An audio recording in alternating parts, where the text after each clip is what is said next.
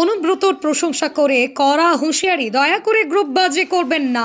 আমি সব খেলাই খেলতে জানি, দাবা খেলা জানি, হাডুডু জানি। খেলা হবে গান শুনিয়ে, লাভ হবে না বন্ধু।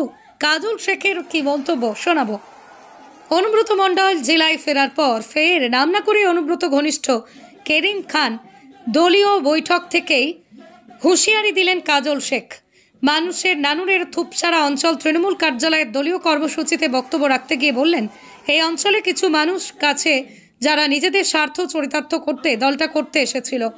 আমি এই দলটা ভালোবেসে করি, নিজের স্বার্থের জন্য নয়। আমার বাবা আমাকে যা সম্পত্তি দিয়ে গেছে, আমার জীবনের বাকি দিনগুলো আরামের সঙ্গে কেটে যাবে। এইগুলো কিছু মানুষ যারা সুবিধাবাদী, তারা সাংবাদিক বন্ধুদের টাকা পয়সা দিয়ে কালকে একটা খবর করিয়েছিলেন থুপসারা দলীয় কার্যালয় নাকি তিনি পুনরুদ্ধার করেছেন। কিন্তু তা কি করে হয়? এখানে মমতা বন্দ্যোপাধ্যায়ের ছবি রয়েছে, অভিষেক বন্দ্যোপাধ্যায়ের ছবি রয়েছে, অনুব্রত মণ্ডলের ছবি রয়েছে। এরপরও তিনি হুঁশিয়ার দিয়ে বলে, কোনো গ্রুপবাজি বরদাস্ত করব না। ডোর ছেড়ে রেখেছি, যেদিন গোটাবো সেদিন একদম গুটিয়ে দেব। মমতা বন্দ্যোপাধ্যায়, অভিষেক বন্দ্যোপাধ্যায় আমাকে যে পথ দেখাবেন আমি সে পথেই চলবো। যদি মমতা বন্দ্যোপাধ্যায়, অভিষেক বন্দ্যোপাধ্যায়ের ছাতার তলায় থাকতে চাও, সঠিক পথে চলো। যদি ব্যাকা পথে গিয়েছো তাহলে সোজা করার রাস্তাও দেখিয়ে দেবো। রাজ্যের কাছে সব খবর পৌঁছচ্ছে, পাঙ্গা নিতে এসো না, আমি চুরি পরে বসে নেই। ওই বক্তব্যে আমি এটাও বলেছি যে 2011 সালে 2000 সালে সুঁচপুরে যে গণহত্যা হয়েছিল, তখন বাসাপাড়া এরিয়ায় যারা তৃণমূল কংগ্রেস দলটা করত, একটা অংশ আমাদের কাছ থেকে চলে গিয়ে হঠাৎ তারা যারা সুঁচপুরে যে সাক্ষী ছিল তাদের বিপক্ষে গিয়ে সিপিআইএমের হাত ধরে, হারমাদদের হাত ধরে তাদের সাজা না হয় সেই জন্য চলে গিয়েছিল। তারাই বর্তমানে কিষাণ মান্ডিতে বসে কিছু মানুষকে নিয়ে একটা চক্রান্ত করার চেষ্টা করছে। তাদের উদ্দেশ্যে আমি বলেছি, এখন কি সিপিএম আছে বলে মনে করেন? সিপিএম না থাকলে সিপিএম হারমাদরা তো আছে। তারা বিভিন্নভাবে দল, সিপিএমের কোনো অস্তিত্ব নেই, কথা সত্য, কিন্তু সিপিএমের হারমাদরা তারা বাংলায় রয়ে গেছে। তারা কোথায় যাবে? তারা বিভিন্নভাবে আমার দলে বেনজল হয়ে ঢুকেছে কোথাও তারা চুপচাপ বসে আছে, সুযোগ বুঝলে কোপ মারবে সেই হিসাবে বসে আছে।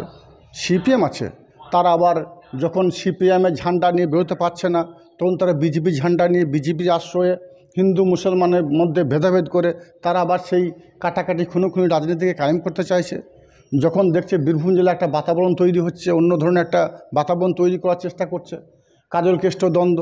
আমি বারবার আপনাদের মাধ্যমে বলেছি, কেষ্টমণ্ডল আমার অভিভাবক, তার হাত ধরে আমার রাজনৈতিক জীবনে পথ চলা শুরু, তার পরিবারের সদস্য আমি। গত বছর তিনি ছিলেন না, তার বাড়িতে দুর্গাপুজো অনুষ্ঠানে আমি গিয়েছিলাম। আপনাদের মাধ্যমেই সারা বাংলা মানুষ দেখেছে যে কেষ্টকালী যে ঠাকুরটা আনা হয়, সেই ঠাকুরটা ওই পরিবারকে সহযোগিতা আমি করেছিলাম এবং পরিবারের সঙ্গে আমি ছিলাম, এবং দারু উদ্ঘাটনটা কাজল শেখ করেছে অনুব্রত মণ্ডলের ছোট ভাই হিসাবে। সব হতে আমার সঙ্গে দূরত্বটা কোথায় আমি তো খুঁজে পাচ্ছি না, জানি না কোন সূত্র ধরে আপনারা খুঁজে পাচ্ছেন। অনুব্রত মণ্ডল জেলায় ফিরেছেন, আপনি কি এখনো পর্যন্ত দেখা যায়নি? অনুব্রত ঘনিষ্ঠ আপনি? আমি অনুব্রত ঘনিষ্ঠ অবশ্যই। ওনার সঙ্গে আমার একটা ব্যক্তিগত সম্পর্ক, ফ্যামিলি সম্পর্ক। অতএব আমি যে কোনো টাইমকে দেখা করতে পারি। এখন মানুষের চরম ভিড়ভাড়টা রয়েছে, আমিও দিল্লিতে ছিলাম, একই সঙ্গে ফিরেছি। 2-1 দিন পর আমি ওনার সঙ্গে দেখা করব। এই যে অনুব্রত এলো, তারপর আপনি এই গ্রামে ঢুকলেন, প্রায় আপনার যে সমস্ত কর্মীরা ছিল তারা গ্রামে সক্রিয়ভাবে ভূমিকা পালন করছে। সেই জায়গায় গতকাল আমরা দেখলাম যে জেলা পরিষদের সভাধিপতি এসেছিলেন, তিনি একটা বেসুরো মন্তব্য পর্যন্ত করেছে। কি বলবেন? কে কি বলছে আমরা জানি না, তবে বীরভূম অভিভাবকহীন ছিল, বীরভূম অভিভাবক ফিরে পেয়েছে, বীরভূম আবার নতুন সাজতে লেগেছে। বীরভূমের মানুষের উচ্ছ্বাস আবেগকে কাজে লাগিয়ে আবার সংগঠনটা একটা জায়গায় দাদা আনবেন। দাদা যা নির্দেশ দেবেন আমরা সেই নির্দেশ পালন করব। কোর কমিটি এখনো পর্যন্ত রয়েছে? জানি না, কোর কমিটির ব্যাপারটা আমি বলতে পারবো না। আমি একটা দলের ছোট্ট কর্মী, অতএব কোর কমিটি কী হয়েছে না আছে সেটা বলার ইচ্ছে আমার নাই। নাম না করে আপনার যে সমস্ত অনুগামীদের তাদেরকেই নিশানা করেছে কাজল শেখ। করতে পারে, সে তার ব্যাপার। আমরা দল করি, আমরা দাদার নির্দেশ মতো দল করি, করে আসছি, ভবিষ্যতেও করব। মানে অনুব্রত ছিল না তখন কি কোথাও কোণঠাসা হয়ে পড়েছিলেন? না, সেটা ভুল।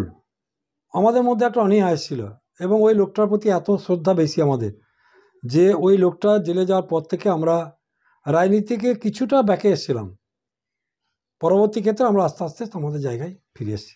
মানে এখানে কোনো দলের গোষ্ঠীদ্বন্দ্ব না না না না, একটা জিনিস মনে রাখতে হবে, আমরা কারো নির্দেশে চলি না, একমাত্র কেষ্টমণ্ডল ছাড়া কারো নির্দেশে চলি না।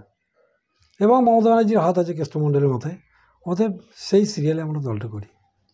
এই নানুর বিধানসভা এলাকায় মমতা ব্যানার্জি কাজল শেখকে দায়িত্ব দিয়েছিল, তারপর থেকেই আপনাদের আস্তে আস্তে রাজনীতি থেকে সরে যাওয়া।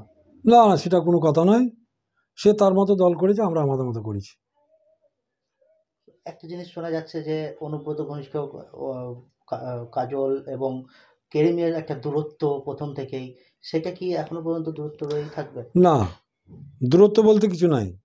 দল দলের গতিতে চলছে, যে দলের মূল ফর্মে আসবে তার সঙ্গে দল করবো, অসুবিধা কী আছে? আপনাকে একসাথে কাজলের সাথে একবারও দেখা যায়নি যবে থেকে দায়িত্ব পেয়েছেন, এই বিষয়ে কি বলবেন? দায়িত্ব কে কী পেয়েছে না পেয়েছে আমি কী করবো? সে দায়িত্ব পেতেই পারে, একসঙ্গে নাও থাকতে পারি। অতএব আমাদের মধ্যে যে বিরোধ বা দ্বন্দ্ব এই ধরনের কিছু